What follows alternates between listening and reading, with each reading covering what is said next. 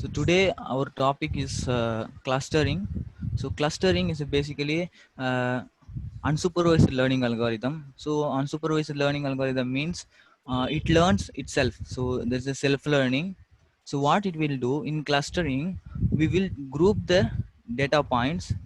The data points are similar to each other.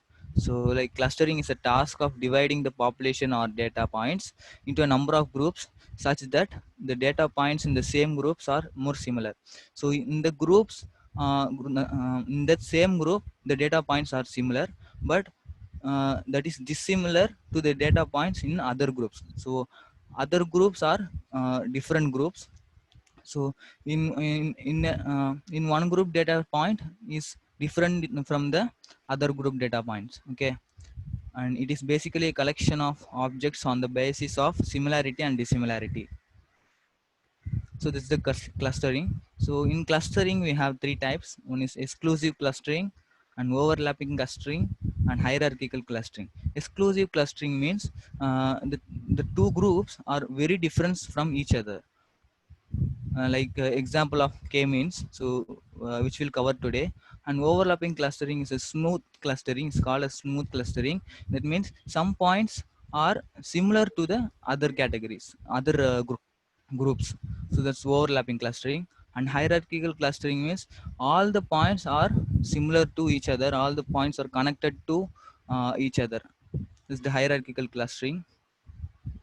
So today we will see only the k-means clustering. So K-means clustering is one of the most common unsupervised learning algorithm, and K-means learning is an iterative algorithm that tries to partition the dataset into K predefined distinct non-overlapping subgroups where each data point belongs to only one group. So it's like the working of K-means is like it's an iterating process. That means let's say this is your given data. So initially what it will try to do, it will take a k value of random values. So k is what we give the value. So k, the cluster number of clusters, how many clusters we want. So k is the number of clusters, and for the number of clusters it will pick a randomly, it will pick a point. Let's say you are picking this point for cluster 1, and you are picking this point for cluster 2, and picking this point for cluster 3. So then it will, what it will do, so it will calculate the distance between for each and every point. So let's say this point, so it will calculate the distance between the groups. So let's say this point, and then the centroid of the cluster, the first cluster, and it will calculate the distance using the Euclidean distance or Manhattan distance. And for the same thing, for this data point we will calculate the other centroid of other group. And the similar thing it will do for the next, for all centroid it will calculate the distance between the data point and the cluster centroid. So and this data point is belong to the group which has the which is the closest cluster. So now this is the closest cluster, so this point will belong to this point. So like this it can be some of the points can be. So let's say this point can be, if you are if that is near to that, let's say you are taking this point as a cluster centroid, maybe these points are belong to this cluster. So what it will do, it will try the iterate the process many times and takes a random centroids and try to find the variance that is equal to the clusters are same variance. That time it will stop that. So okay, so after the doing k means, you can see that. So these points are separated as different clusters or else different groups. Okay, this is the use of k means. So this is the steps involved in k means. So specify number of clusters, how many clusters want, we need to select that. and initialize centroids by first shuffling the data set and then randomly selecting the k data points. So just selecting the cluster centroid randomly, and after that compute the sum of the square distance between data points and all centroids. So finding the distance between the data points and the cluster centroids, assign each data point to the closest cluster. So we are assigning the data point which cluster as a closest cluster uh, that categories belongs to, and keep iterating until there is no change to the centroids. So there is any point that point, if you shuffle the if you select a different centroid also, that will not change that time. uh, the time it will stop. Okay. And also you can also select the iteration process, how many iterations we need to do. Okay. The very simple one, k-means clustering. And the next one is principal component analysis. So before that we will see the k-means clustering. In k-means clustering we don't have any labeled data. So you can see here, this is not a labeled data, it's an unlabeled data. So we need to group the this data, we need to group that in a different clusters, and we can get some insights from that. Okay. So that, let me create a new file. I'm going to use this file, this data for our clustering.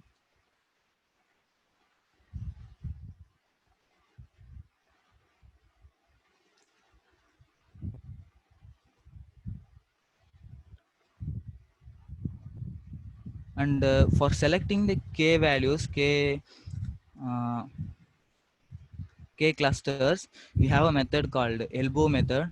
So elbow method is like trying the different cluster values and training the model, and what the variance is giving me.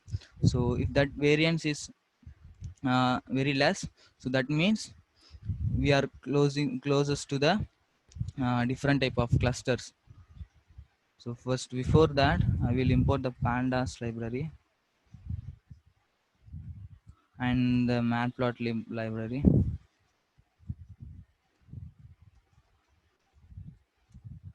So first we need to uh, create the data frame for the data. So,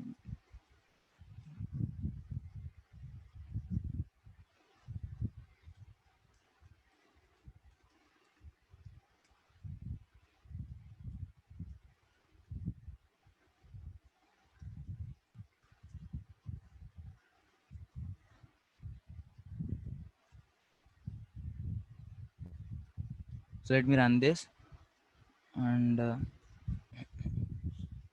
for I will remove that.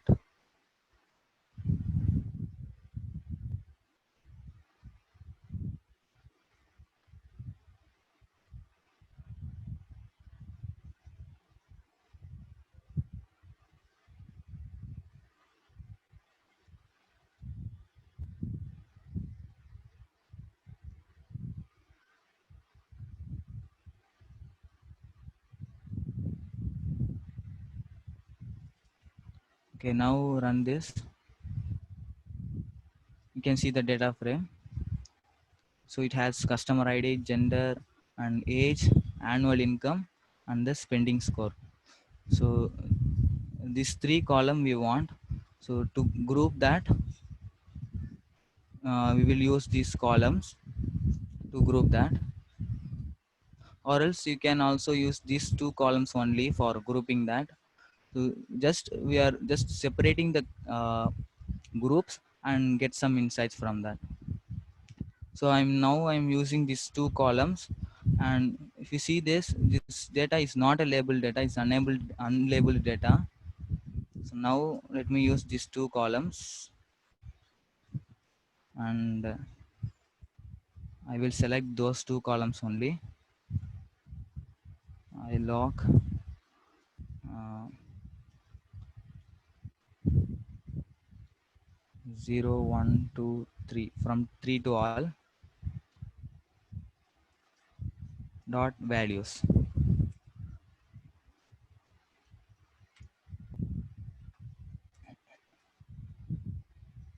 Now if you see the data frame, it has only the two columns, the annual income and the spending score. And now uh, what we need to do, we need to do a elbow method to find the how many clusters we want. Okay, so let me create a list of cluster.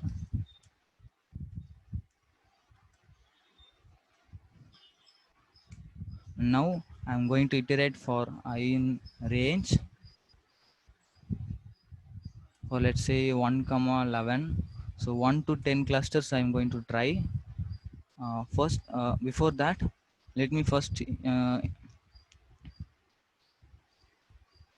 okay, let me first import the k-means clustering class first. Sklearn dot cluster import the k-means. So we need to create an object for that. K-means equal to k-means. So inside we need to give some, okay, sorry, it takes some parameters. So that is number of clusters, and you need k-means and max iteration. So how many iterations we want, we can select that, and random state. So first let me only use the number of clusters equal to the I. So as the loop begins, so first we will try 1 to 10 clusters, and we will to the data set fit to the data frame, and we need to find the variance of the different clusters. So I will append the variance of the different clusters in the list.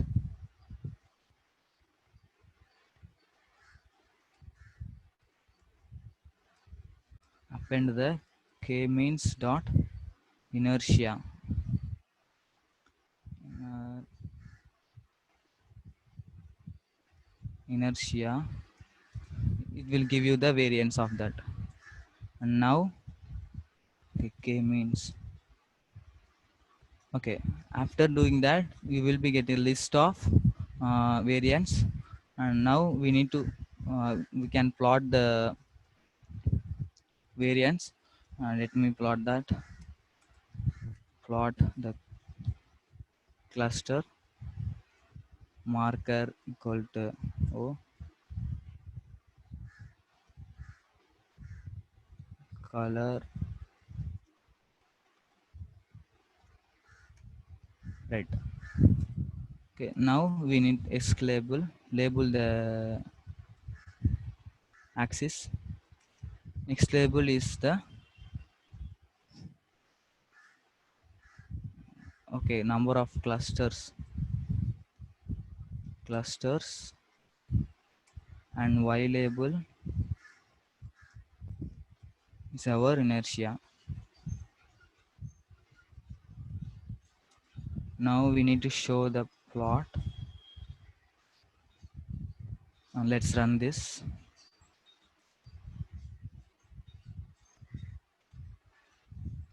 Okay, now as you can see here, so as the number of cluster increases, the variance is now decreasing.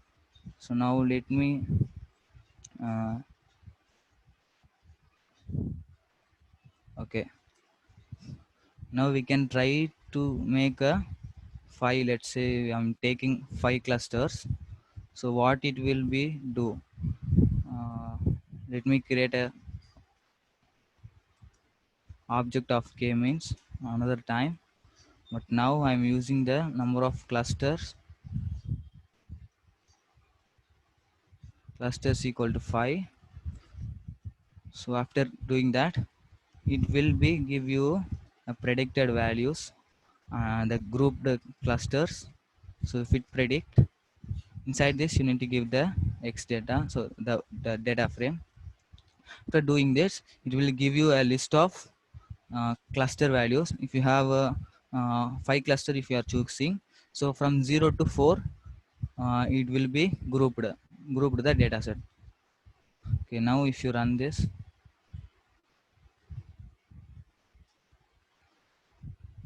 so if you see the y here, so you can see that from 0 to 4 there are, that is grouped. Now if you want to plot this grouped clusters, and also you can find the cluster centroids. K-means dot, using this objects you can find this cluster centers, will give you the centers of the cluster. So first cluster center these 2 points, and second cluster third, fourth, fifth. So this is the cluster centers. Now let's visualize the cluster, how the clusters is looking. To select the cluster values, so let's say I want to select the first cluster values from the data frame. How you can do that? So using the data frame df of the, put the brackets. Inside the brackets we need the y when y equal to 0. So when y equal to 0 is belong to the first cluster, no. And in that data frame we have 2 columns. First we will see the first column, so let's put 0. And if you see that, so it will give you the cluster 1 values of first column. If you want to the second column, you can select this second column. So that means is the uh, annual income, and this is the spending score of the cluster 1 first group. Okay, now if you want to select the second group, you can make this as 1. So it will give you the second group values. This is how this look like. Now uh, if you see these values, you may not understand. Let's plot the graph. So to do that, I'm just graphing as a scatter plot. Scatter.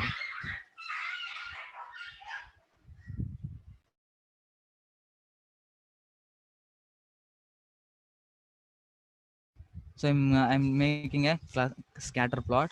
So in that scatter plot, I'm going to give the uh, annual income and the spending score for the first cluster.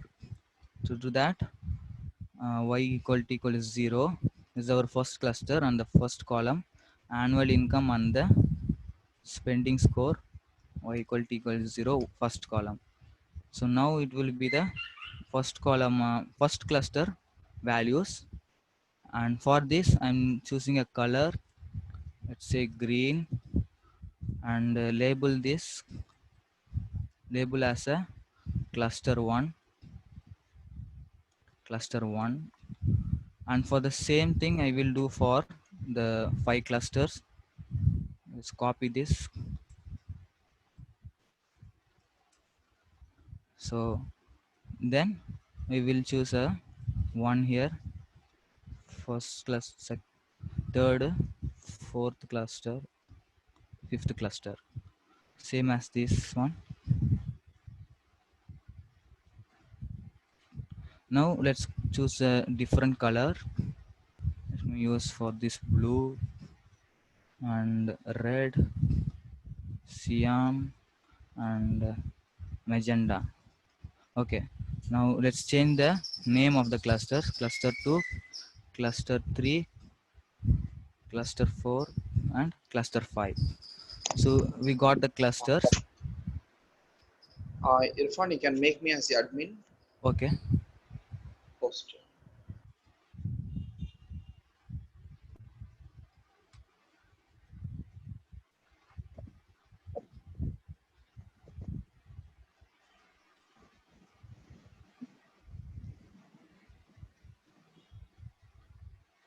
Okay.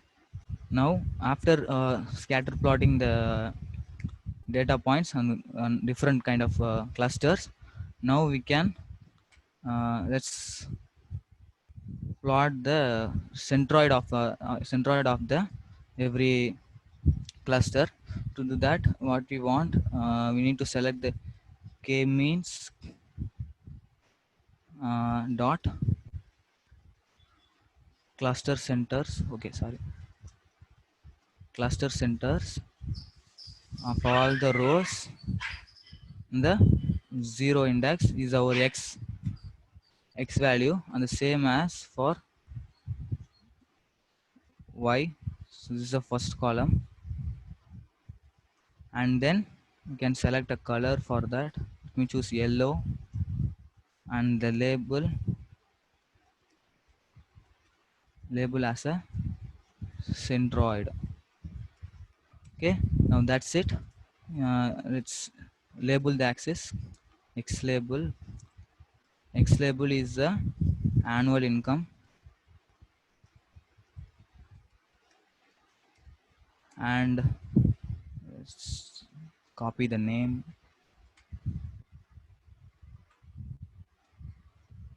in the k dollar, and for y label I'm choosing this one.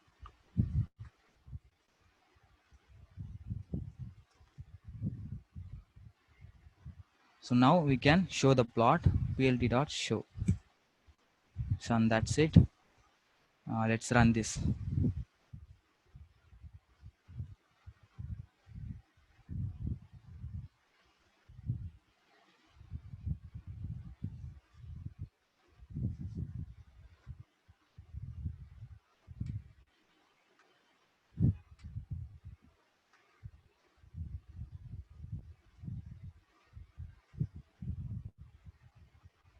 So now you can see this is our cluster plot. Okay, we don't put the legend. Okay, just put the legend, and one more time I will show you that.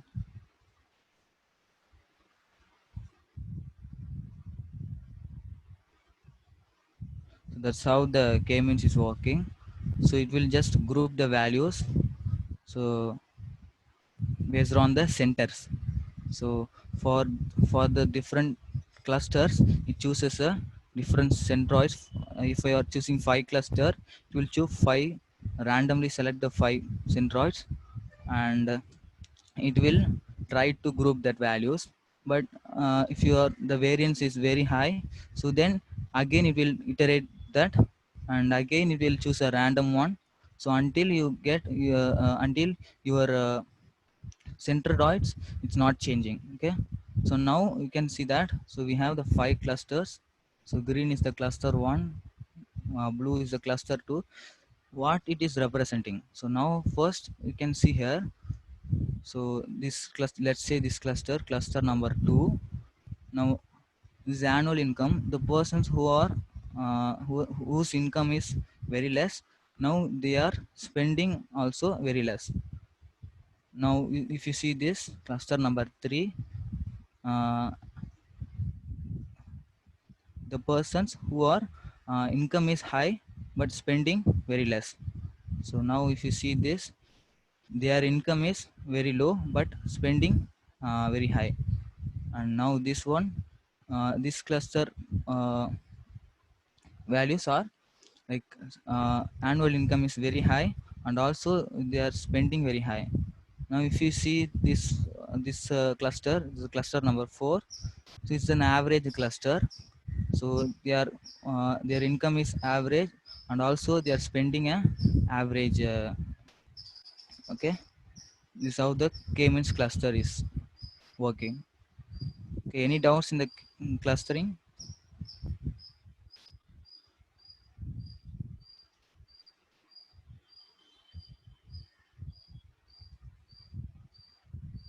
Any doubts for the clustering?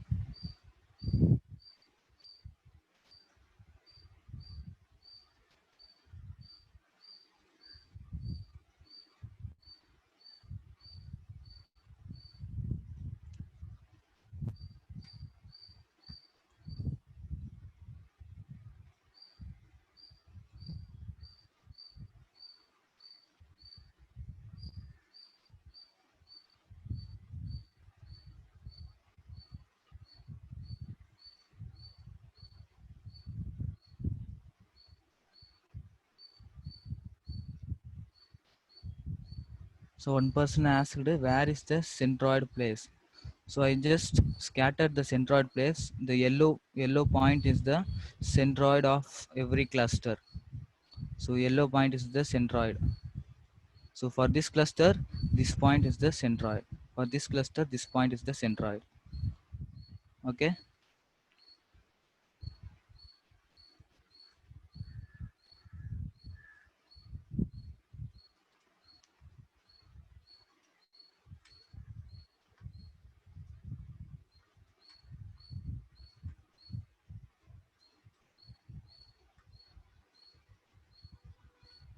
So and then the next question is how to move the points towards. Can we see group centroid? So how to move the points towards the centroid from one cluster to another if they lie closer to another. No, what it is doing basically, so it's just selecting the centroid randomly and finding the for uh, every points, for every points, let's say this point we are taking, for this point it will calculate the distance between this point and the clusters, so cluster centers, and if that is close, which has the closest to one, so this cluster is closest to one, so now this point will become the to the this cluster.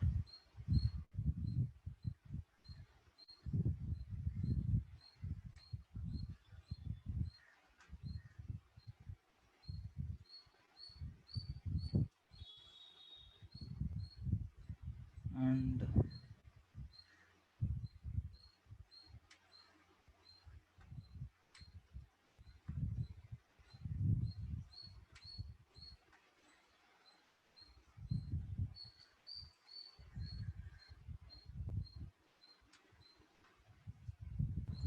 okay. Please ask all your doubts at the end of the session because it might take a long time for us to complete.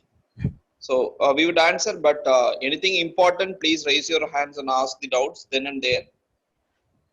If not, no, just make a chat and we would let you know at the end of the session. Yeah, Irfan. Yes. Yeah, this is Vijay.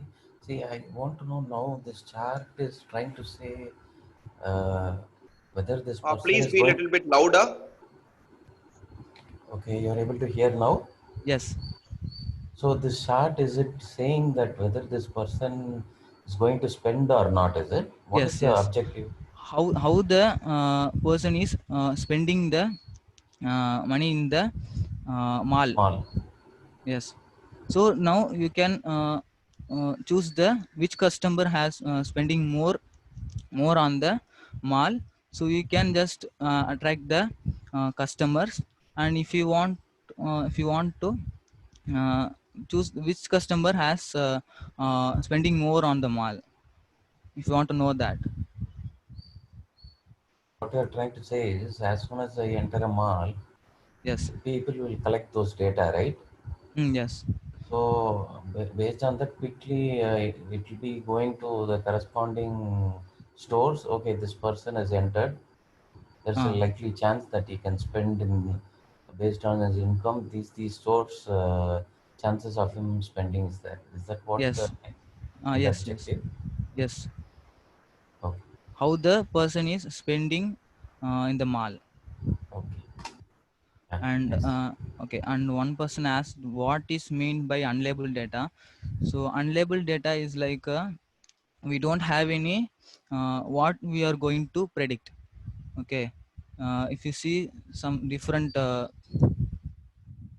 datas, in that datas we have the uh, okay, I will show you this. So in this data, it has a goal to predict. So we want to predict the profit in that data using this as, RDN spend, administration, marketing spend.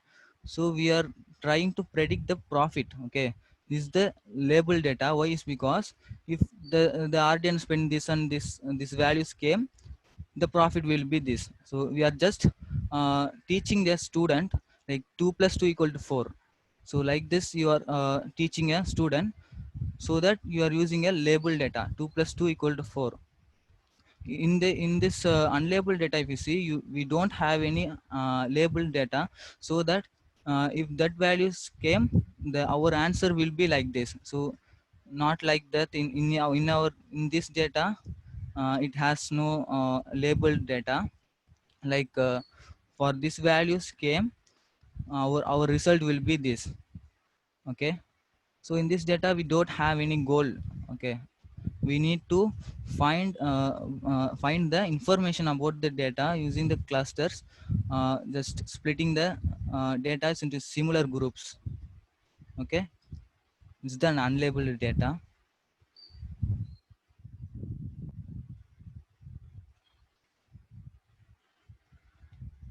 Okay, now let's move on to the next topic. Principal component analysis is a very simple algorithm that is used in unsupervised learning. But for what is the use of the uh, PCA is, it's called a dimensionally reduction algorithm. What is mean? Like when you have a data in the high dimensional data, so to compute that, it takes more time, and it's very complex. So that's why we are just reducing the uh, dimension, so that is very you can easily understand that, and our model will be our model performance will be good. And for that we have a algorithm called principal component analysis, the tool which is used to reduce the dimension of the data. It allows us to reduce the dimension of the data without much of loss of information. Okay, let's say you have a linear type of data that's distributed randomly. Now if you want to convert that to linear one, if you are converting that to linear one, I will show you some example. So if you are converting that to linear one, so you can just draw a line and split the data set very easily. Okay, that's why we are using the principal component analysis. And principal component analysis is a linear method, but what happened if you have the if you have like uh, so non-linear data?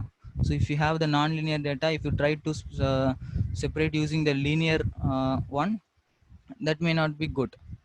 So that time we are using the kernel PCA. Kernel PCA is uh, like the same thing. So reducing the dimensionality, but is used as a method called kernel.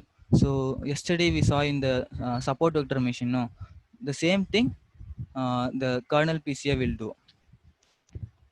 So it does an excellent job. So PCA algorithm will work on the linearly separable data. It can be work, but if you have a non-linear type of data, you need to use the kernel PCA.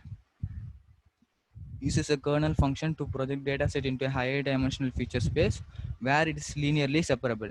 It is similar to the idea of support vector machines. So yesterday we saw the support vector machine. Like the support vector machine, uh, it will take a high dimensional, and that in that high dimensional it can be linearly separable. I will show you this.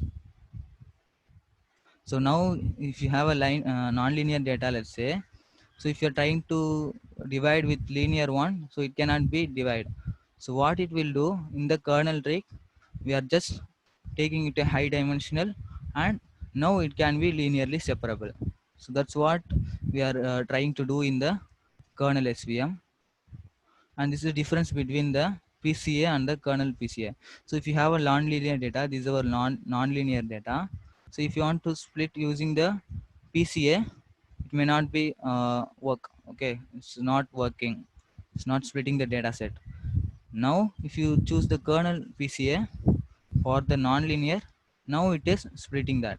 So how it is doing, it's calculating the standard deviation, doing the standard deviation, and finding the correlation between the uh, features. Is because we don't want to lose any of the, okay, what? Okay, we don't want to lose any of the information, so that it is finding the correlation between the features, and after that it will try to find the uh, eignum vectors, I think. Yeah, eignum vectors and eignum values. Okay, so that's four thing it will try to do and find the values, and after that it will apply the standard deviation correlation to our data set, and now it can be linearly separable. After doing the kernel PCA, if you fit this data to a model, let's say you are using the logistic regression, if you give this data to the logistic regression, it can be uh, easily predict, so it can be easily separable, and now it can be easily predict the values. So that's why we use the uh, dimensionally reduction algorithms. Let me see that.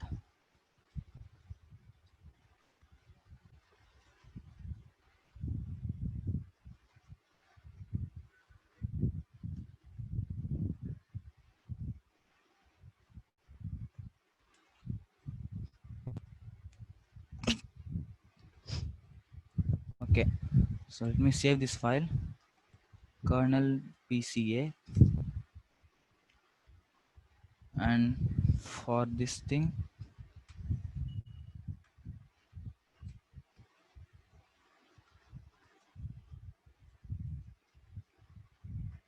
so let me use this data.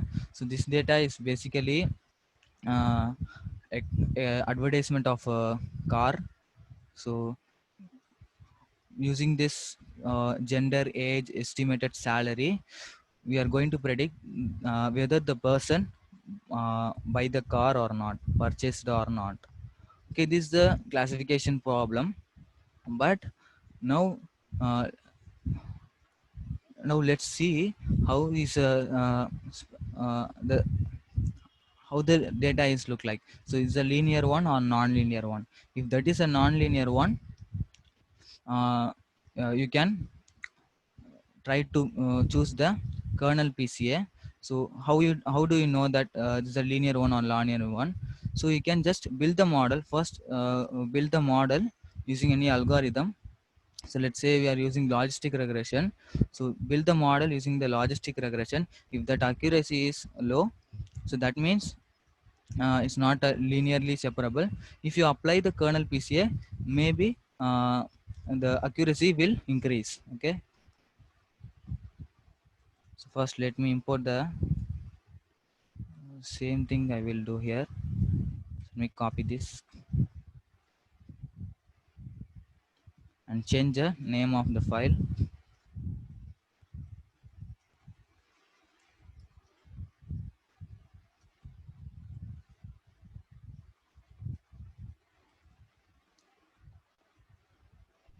So here I'm going to choose numerical data like age and estimated salary and purchased. Okay, for that,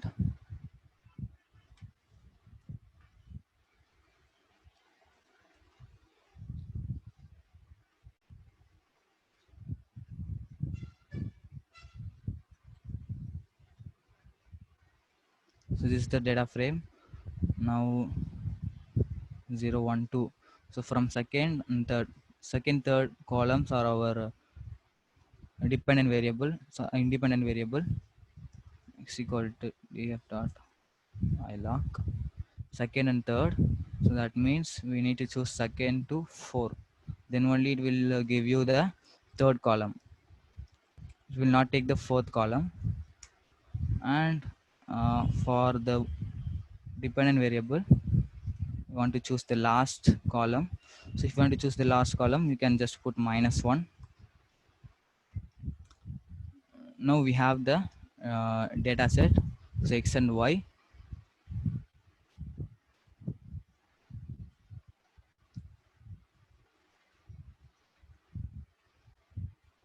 So now we have the x, age and salary, and for y, purchased or not. Using this, First, let me split the data set into training and testing. Now our goal is to make a logistic regression model and improve the accuracy using the kernel PCA. Okay, so first let me import the train test split.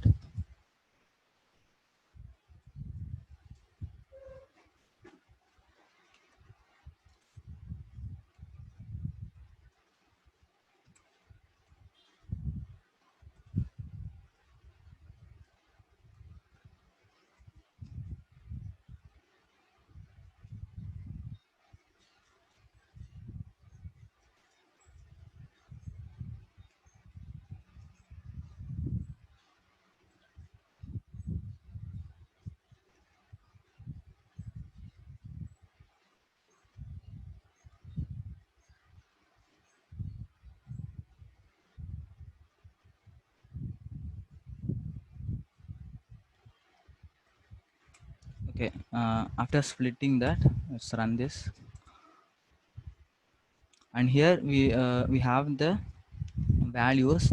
It is age and salary. That is, the scale is, you know, the scale is very different, so we need to standardize the scale. So for that, let me import the standard scaler.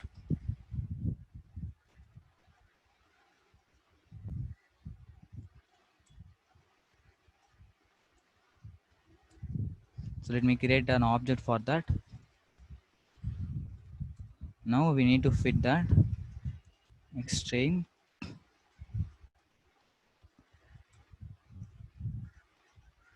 and also we need to do for the test data. Now we don't want to fit that again, so we just want to apply that. So choose the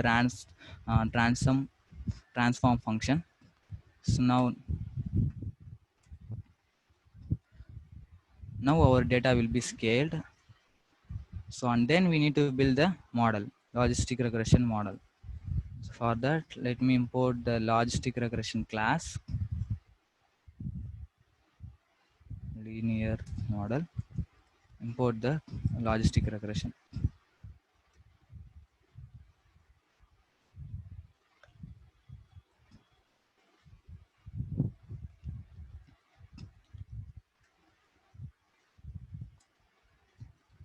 And then we need to create an object,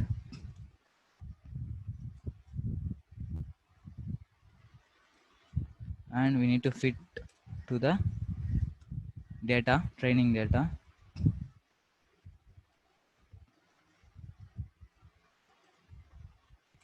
Now if you want to predict that,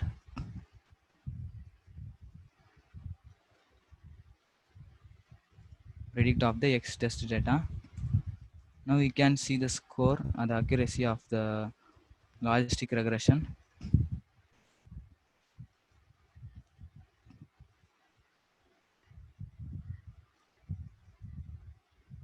and then run this whole thing.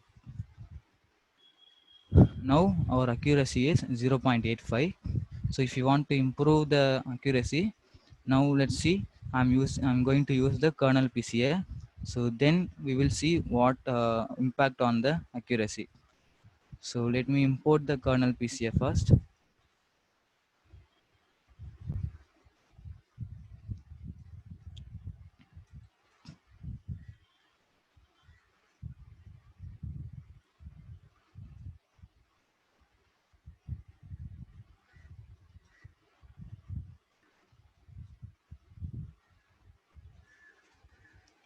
Oh,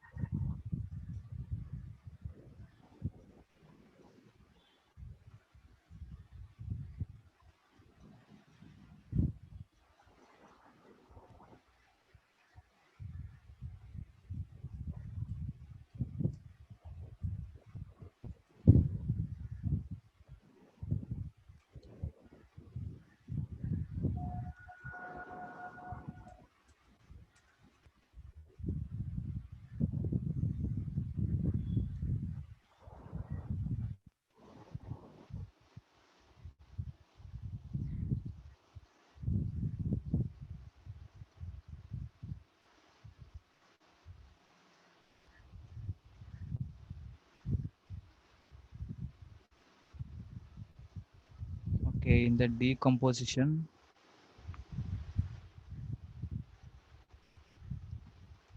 okay, it has in the decomposition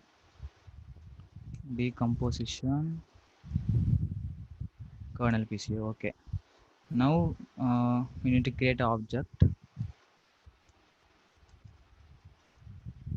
kernel PCA.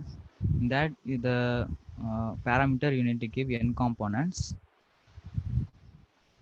So the documentation about the kernel PCA, there is scikit-learn website that's available. So you have principal component analysis and parameters in components kernel. In that kernel also you can select which kernel you want. So it's because yesterday in that SVM, so we have three type of kernels. No, one is the RBF, so Gaussian RBF, radial basis function, and sigmoid and the polynomial, and the other one is linear, or else you have another two, cosine and pre-computed. These are the values, and we can also select the gamma value here, and whatever, and another one is max iteration. So we just select these two, and we can try to select the kernel as well. So these three are important for our, so n components, n com number of components. Let me choose first okay, 5, so sorry, 2. And selecting the number of components will be a trial and error only. You cannot select the directly. And the kernel, which kernel, let me use kernel as first.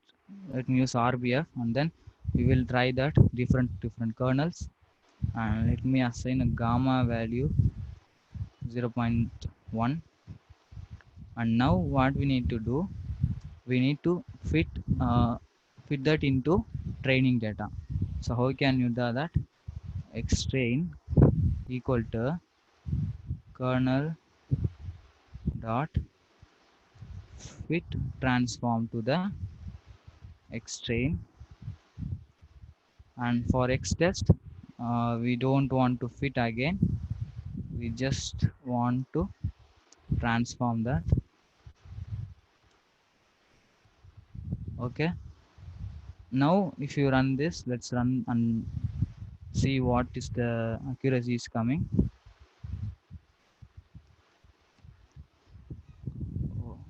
Oh, sorry, RBF.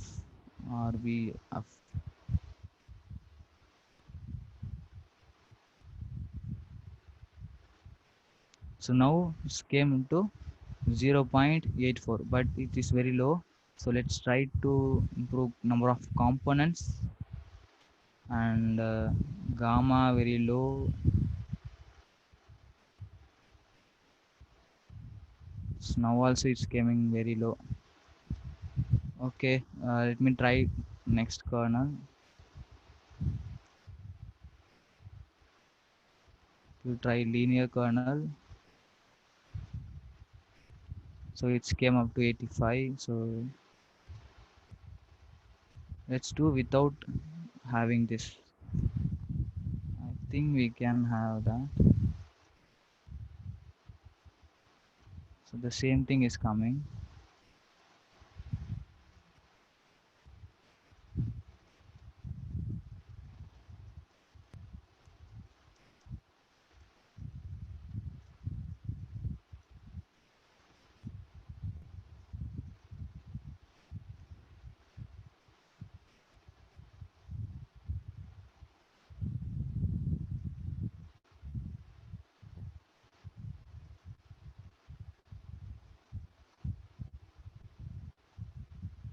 So now it is increasing. So when I increase the number of components parameter, so now that is increasing.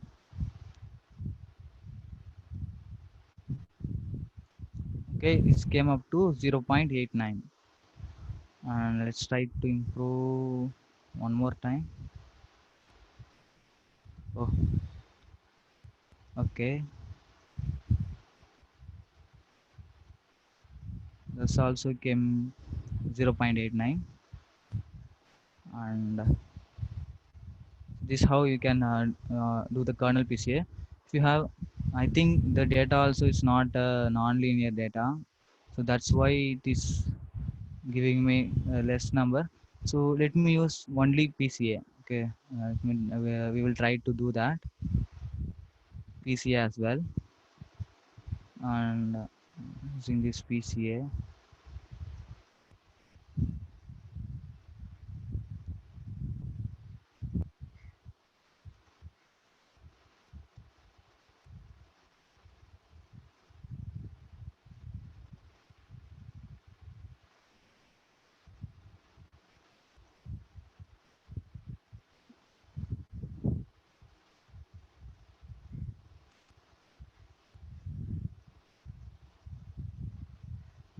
So now try to run this.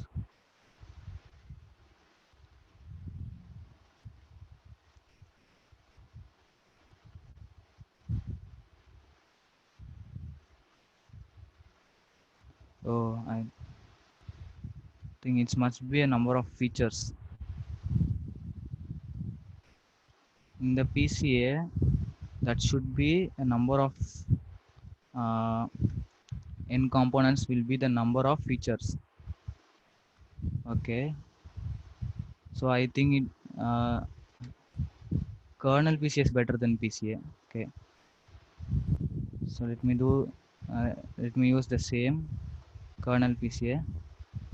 We don't want the PCA. That worked well. Kernel equal to RBF.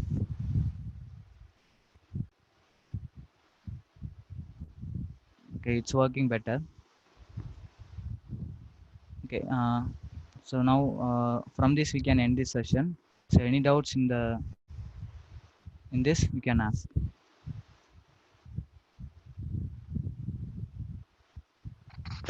Please come up with any of the doubts which you have, because from tomorrow we'll go inside deep learning.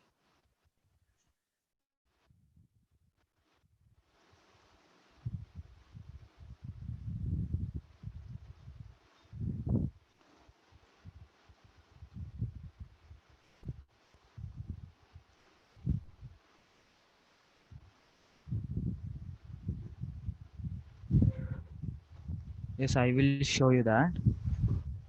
So since we are using the uh, two features only, so that we can easily view that. So for that we need to put a scatter plot,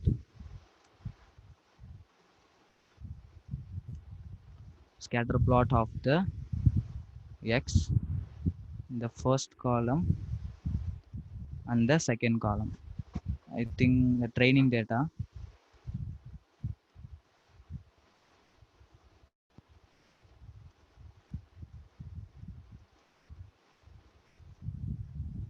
One.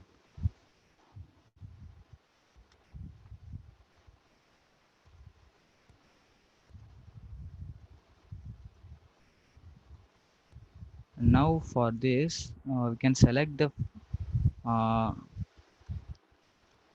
select the rows that are y predicted, that is first category. So or else we can just not purchased. This for not purchased.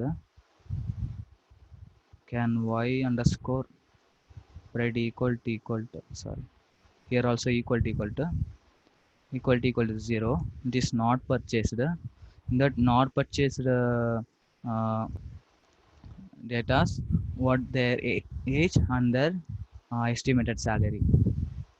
Okay, so then we need to color that. Color equal to say red, and the label not purchased.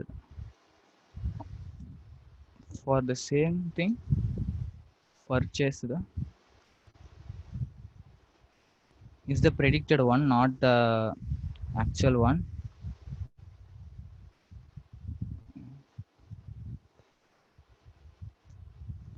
If you want to see the predicted, you can just use the y variable, not the y predicted. And let me show that. Before showing that, label this axis as x label, sorry, x label as our estimated sal. Oh, I think age. Okay, let's change this.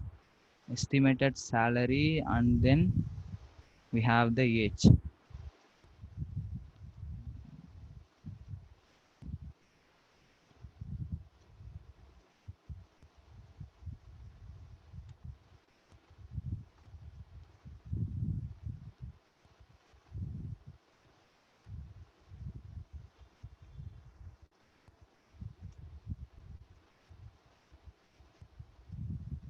Okay.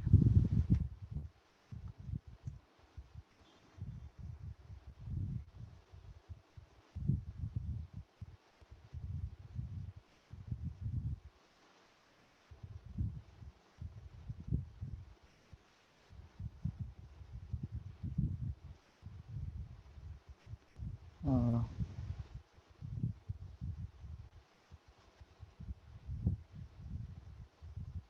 okay. I think that is test data only. It's because the dimension of y predicted that is equal to x test, no, not the x train.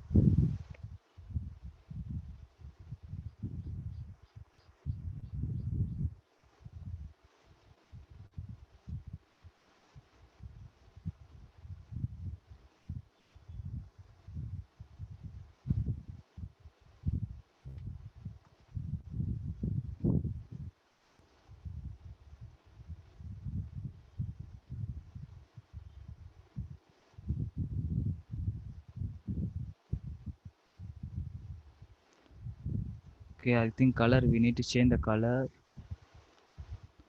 blue, and put the legend.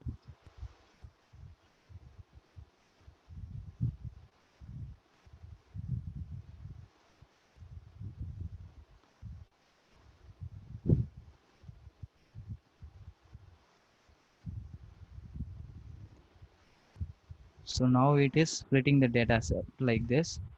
So the in that up, the that is the not purchased. Okay, is the purchased. Forgot to change the name.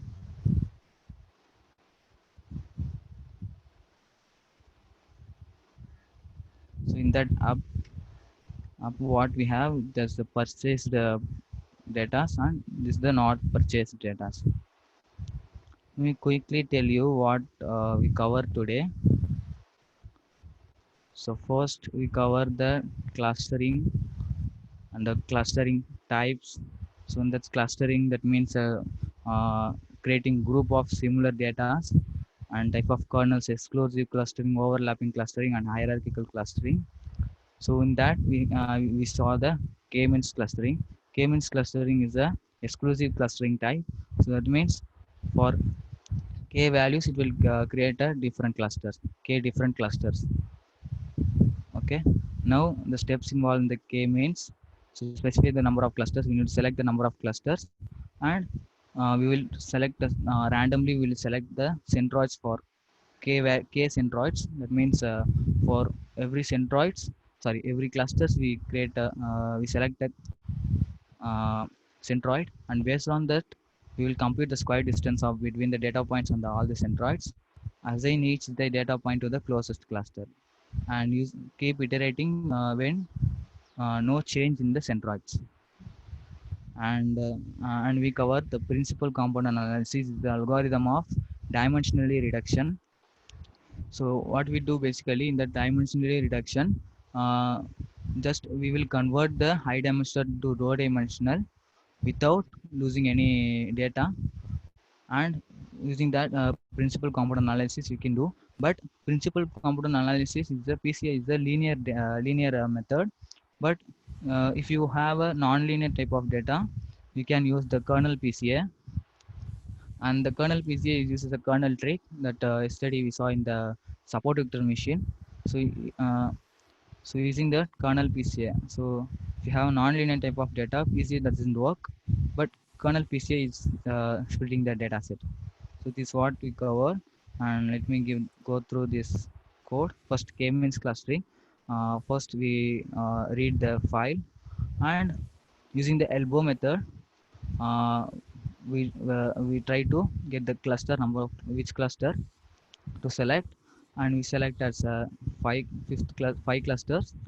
For the five clusters, it will create a each clusters have some different values, so we just plot the different values, and show that.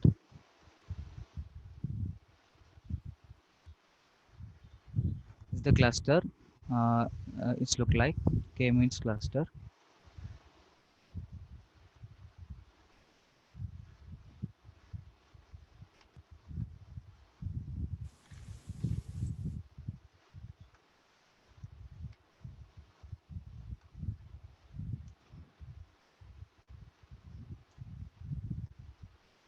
So what do you mean by reducing dimension from high to low?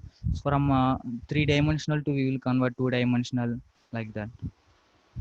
And if you have a uh, non-linear type of data, we will convert that to So linear does it data. means like reducing columns? If we have 5 columns, then we will reduce to 3 columns, something. Like that, we can say like that, but uh,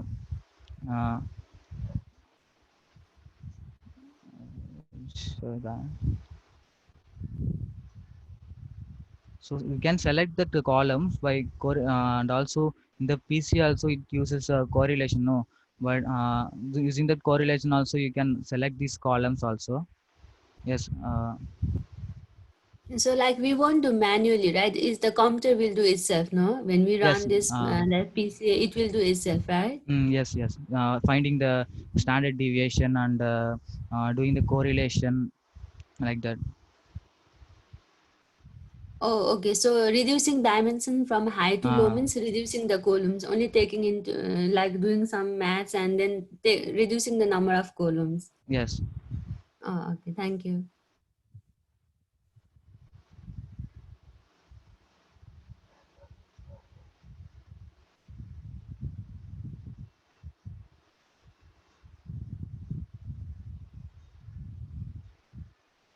Like in K means we define the number of clusters, right? Like for example, here you are saying n clusters equal to 5. That means we want 5 clusters, no? Yes. So in Five PC, clusters. yeah. So in PC also we define the number of like number of variables we want to use in the algorithm, or that is also like computer will decide how many components will be like Yes, we included. need to select that components, number of components. In PC also the same. Yes, Okay. the same one. But in that PC I tried that also will give me the not increasing the accuracy. So that time I Mhm. used the kernel PCA. So now the kernel PCA just increasing our accuracy.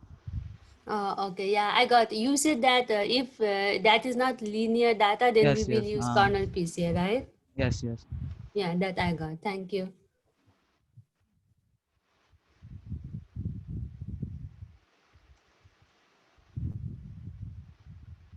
So is there any default data set in Python to do practice with this code? In Python, like if you import the Seaborn, I will show you that. In Seaborn library, it has some default data sets. Seaborn in Seaborn, that is inside the Python. So in that Seaborn library, we have some default data sets. So you can just import using the load data set. In that load data set, we give the name. So this is a load data set.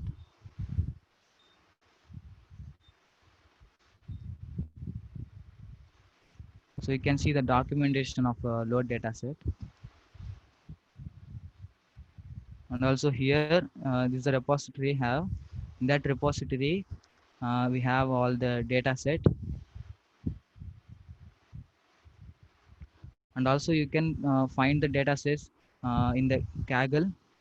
Kaggle number of data sets are there. So they are also doing some projects, and from there you can get the data sets. So load data set. So if you see this is a repository of Seaborn.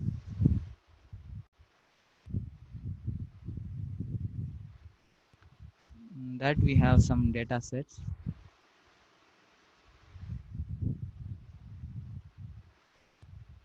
In pandas also we have some default data sets as well.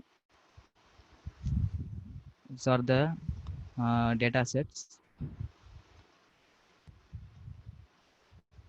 Seaborn data set. Okay. For pandas also we have the data sets.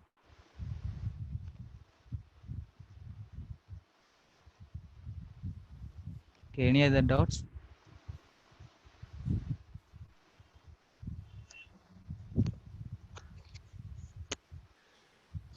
Yeah, Python code is really clean, no? So we understand more when you write the codes. Like, and whatever data you are using, it is like it is publicly available in Yes, this, yes, yes. right?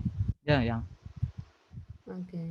You Yeah, because I see in haven't the practiced yet. Kaggle. I have to. Okay, so it's we just write whatever you are writing, and data is already available in the Python, Okay.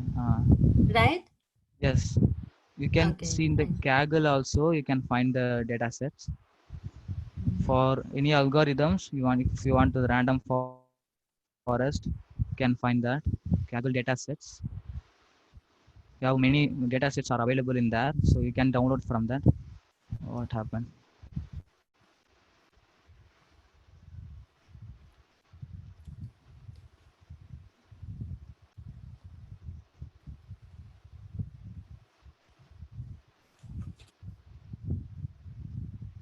Just loading. Okay.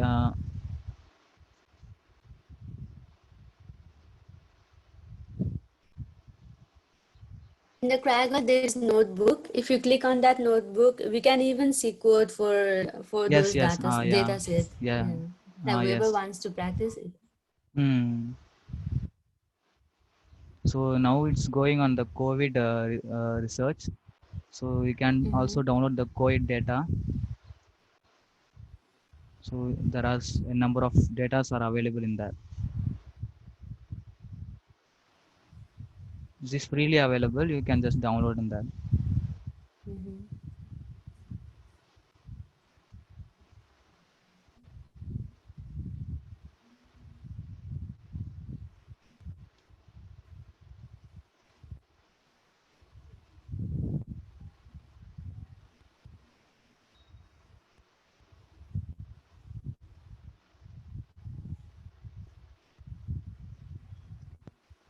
Any other doubts you have? This would be the final call. Any doubts?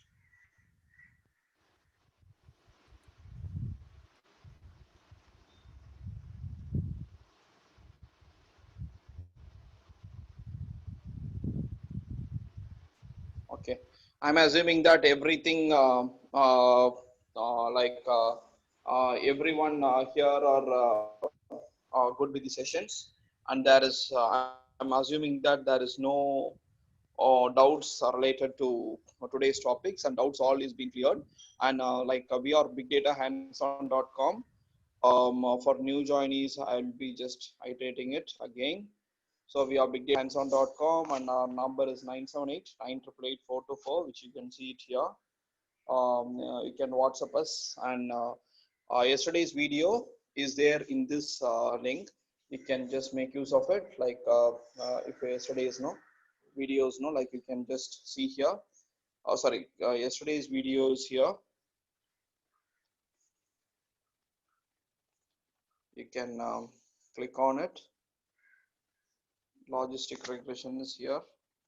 So it was happened on June. I've just opened it, the old link.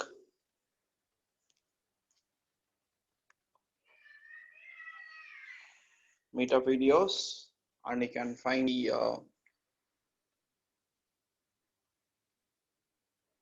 Yesterday's session was support vector machine. You can see that support vector machine on Naive Bayes. And also like day before yesterday, it was random forest KNN. And before that, there was logistic regression. And before that, it was linear regression.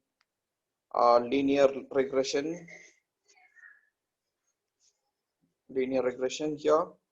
And before that, it was a data pre-processing part.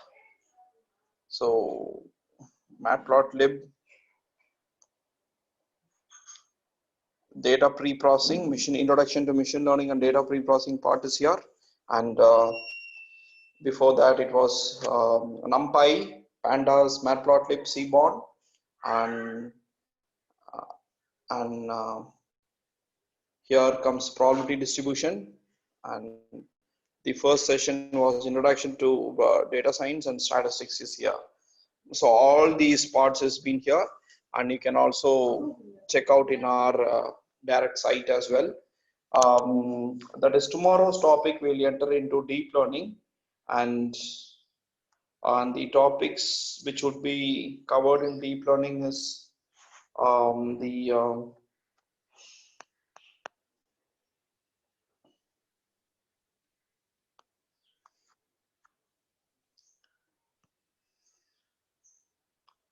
covered in deep learning is this one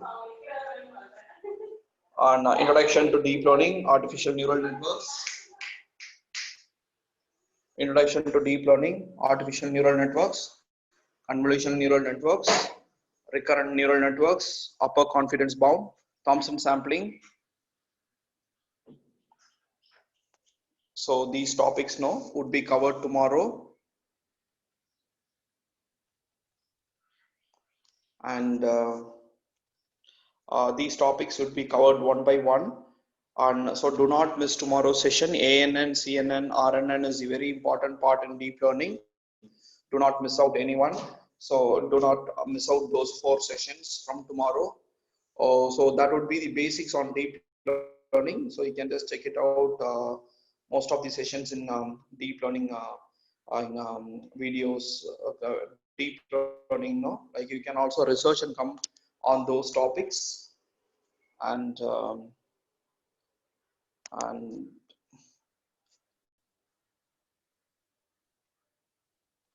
the last thing is like you can also subscribe to our channel, bigdatahandson.com. If you are making it, no, like you can just subscribe to our channel. So, you can click on it and you can view your comments.